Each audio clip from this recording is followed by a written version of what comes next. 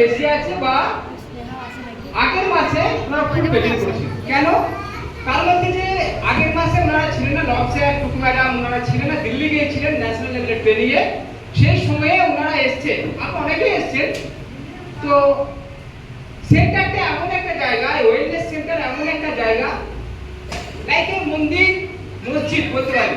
যখন আমরা কোনো মন্দিরে যাই, কোনো মসজিদে যাই, তখন কি হয়, আর একটু থেকে যাই, আর একটু থাকতে ইচ্ছে করে, মনে একটু বসি, হ্যাঁ কি না? আচ্ছা, কার কার মনে হয় হসপিটালে থাকি ভর্তি, হসপিটালে ভর্তি থাকি, তার মনে হয়? তার মনে হয় না। কি মনে হয়? মনে হয় আমরা কখন ছুটি পাবো, বাড়ি যাবো, হ্যাঁ কি না? মানুষ চায় কত তাড়াতাড়ি হসপিটাল বা নার্সিং হোম থেকে ছুটি পেয়ে বাড়ি যাবো।